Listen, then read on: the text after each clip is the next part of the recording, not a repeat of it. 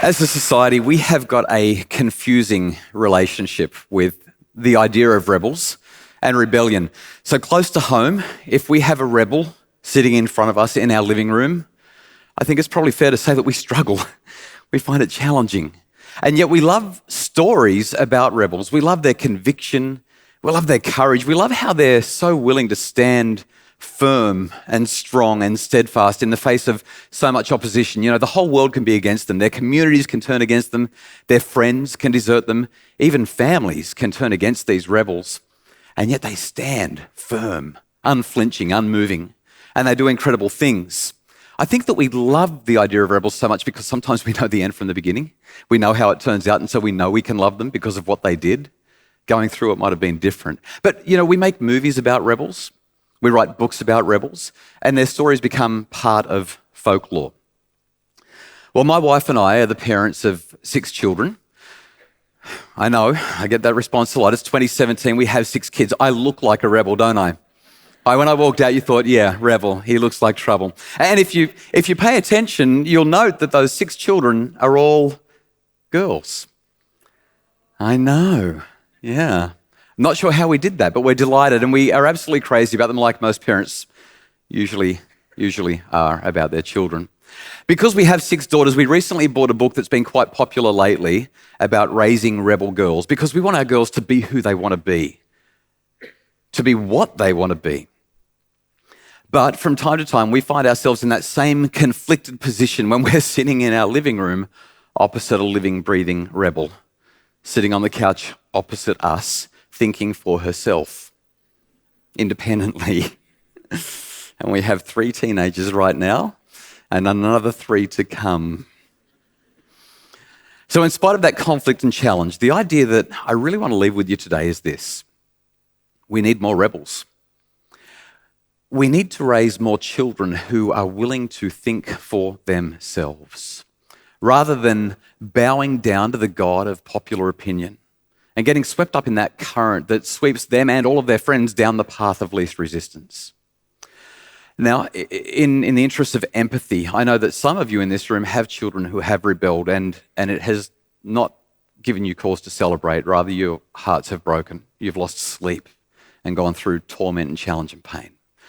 So I want to describe exactly what I mean when I say we need to raise more rebels, because there are 2 kinds of rebels. There is the reflexive rebel. Now, this is the typical teenage rebel without a cause. This is what most of us have been at some point in our lives.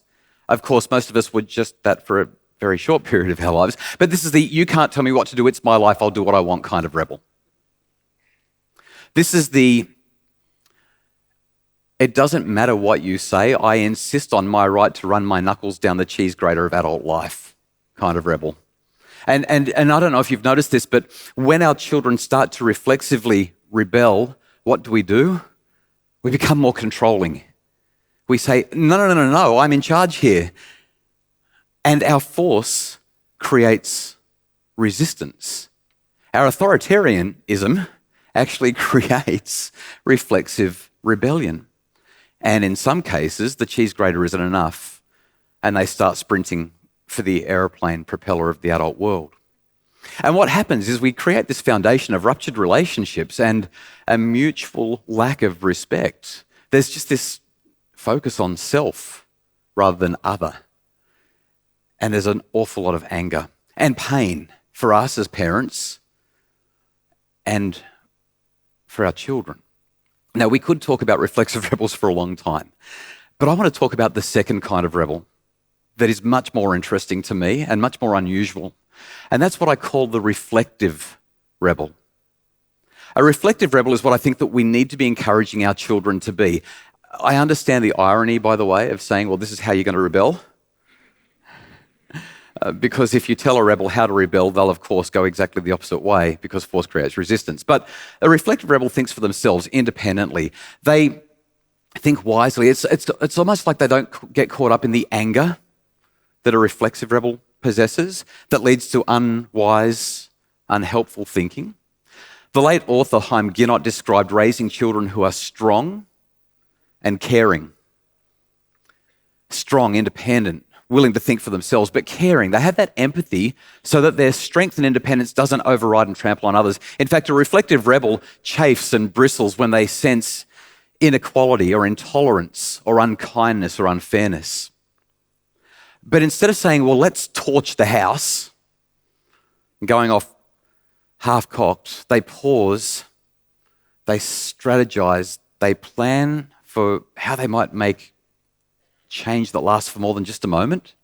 And then they grab the sledgehammer and they start knocking out walls and building new rooms to make the house bigger and better for everybody. So today I want to share with you a story about a reflective rebel. And before I share the story, I need to make a confession. I created this reflective rebel by doing something that in hindsight I shouldn't have done. So 3 things before we dive into the story. Number 1, I shouldn't have done what I did. Number 2, I've learnt from it and I'll never do it again. And number 3, I just know that somebody's going to hear this story and say, now there's an idea. Don't do it. It's unethical and I made a mistake. Please learn from my mistake and just don't go there. So nowadays, I mainly give talks for a living and write books, and I speak to adults about well-being and relationships and parenting.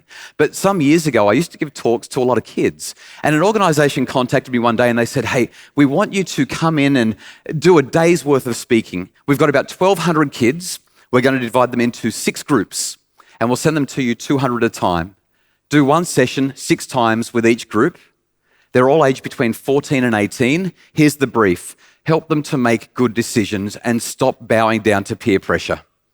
Easy, no problem. So I was thinking about how to get 14 to 18-year-olds to not be reflexive rebels, to be reflective rebels. And I remembered the Milgram Experiment from the 1960s.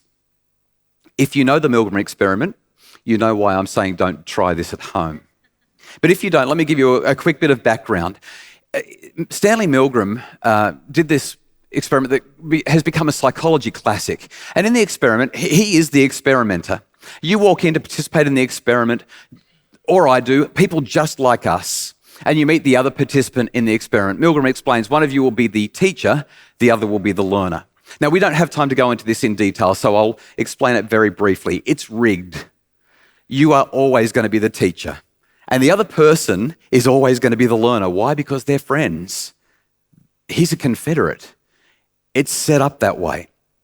And essentially, Milgram explains that this is a study of memory and learning, and we want to see how punishment affects people's memory and learning. So you watch as the learner goes into another room and is strapped into an electric chair.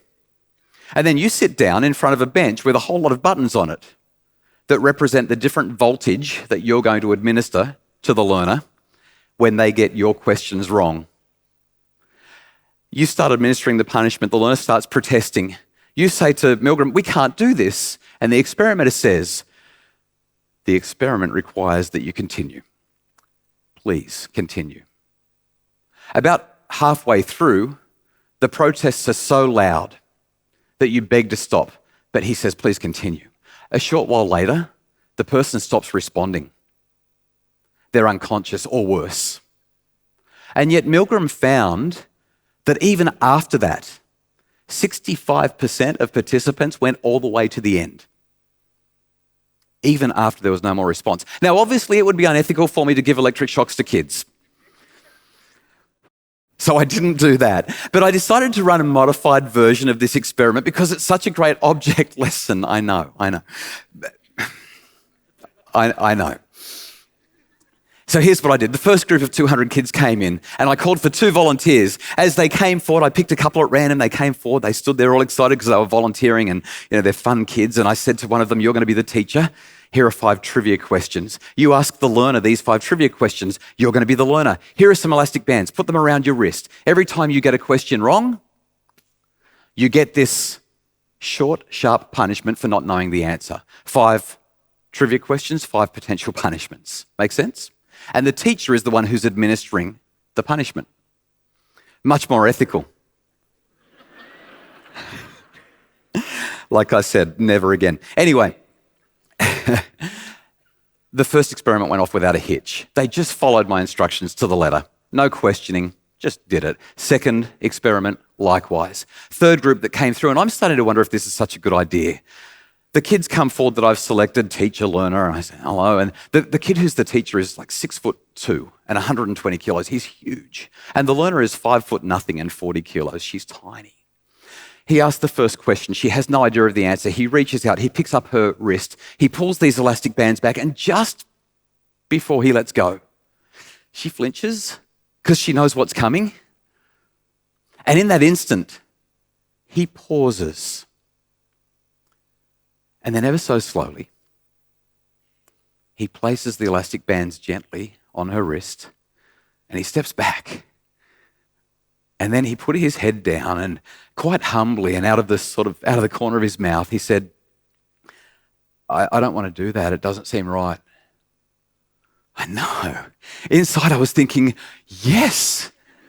But of course I couldn't say that. So I channeled my inner Milgram and I said, the experiment requires that you continue. Please go on. Talk about pressure. And this kid, he was amazing. He had this inner wrestle for a moment. And then he seemed to stand a little taller and he was already up there. And he said, no, she just doesn't know the answer. Why would I hurt her for it? I wanted to hug him, but I couldn't because that would blow the experiment. And so I said, look, I'm with you for the next 60 minutes. If you don't do this, I've got nothing to say to you or these 200 people. We need you to do this, please. The experiment requires that you continue. Please continue. And as I said it, the crowd started to jeer. Some of the kids started saying, come on, man, just do it. You're wrecking everything. Stop messing it up. Just do it. A couple of kids were like, I'll do it. Like, no, shush, stop it. Don't. And then he began to walk to his chair. Now, I convinced him to come back. He didn't want to. I said, come back. And I said, we need to talk about this. I asked the entire crowd to please give him a round of applause. I said, what has just happened is special. And it's unusual. His name was Tiankum. He was like 14 or 15 years old. And what he displayed that day was what I call reflective rebellion. He was willing to stand firm and resolute in what he knew was right, even though no one else was with him. It was exceptional. I think that what Tiankum demonstrated is the end game for all of us and for our children. And if we don't have kids, the young people that we work with or that we teach or that are related to us, for them to understand what Augustine of Hippo meant when he said, right is right even if no one is doing it. Wrong is wrong even if everyone is doing it. I don't know if you've noticed this or not, but most people say, well, I want to raise children who are strong and independent and caring and courageous. And yet, how many of us, and it doesn't just have to happen in our homes, by the way, this can happen at work, and it doesn't even have to be with kids, it can be with adults or in our classrooms. How many of us use phrases like, just do as I say? Because they're the rules, that's why. Because that's the company policy. That's what we do. Because that's how we do it in this school, in this classroom, in our home. Because I said so. You see, we say that we want to raise independent thinkers, but what we really want to raise is conformists. Because independence is inconvenient. Data from around the world tells us that from toddlers to teens, and even for adults, we create reflective rebels not by force, because force creates resistance. Rather, we create reflective rebels by giving people space to think, to work things out. I asked one dad, how did you create your reflective rebels? He was amazing. He said, I give my kids hypotheticals. We'll be in the car. I'll say, well, what do you think about this? Well, what would you do if you were in that situation? How would you respond? What about if it was like this? And then he shared with me ideas about what his kids had done reflectively as a result. You see, when we use phrases like this, what we're essentially saying is, I'll only love you, or if it's not at home, I'll only treat you well when you behave the way that I want you to. It's the essence of conditionality. And it doesn't create the reflective rebellion, the independent thought, the strong, caring individuals that matter most. Well, we should finish the story of Tiankum because more happened that day. I ran the session 3 more times. 2 volunteers came up, they followed the script perfectly, no one questioned it, nobody rebelled, they just hurt each other, quite willingly. But at the end of the final session of the day, as everybody was walking out of the room, this one young man came up to me. He was about 17 or 18. He was a little bit bigger than Tiankum. He looked just like him. And he started asking me questions about Tiankum. I'm like, man, how many kids do you know called Tiankum? It's not a common name. He said, that's my little brother. I can't wait to go home and tell my parents what my little brother did today. Oh.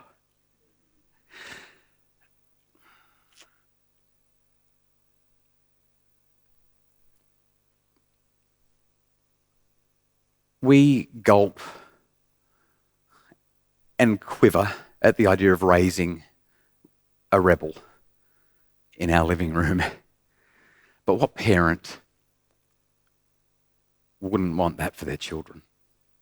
To raise children who are strong and caring and reflective and who are willing to think about others and do what they know is right. I can't help but think that that night, Tiankum's parents celebrated their courageous, strong, independent, reflective rebel sitting right there opposite them on a lounge chair in their living room. Thank you.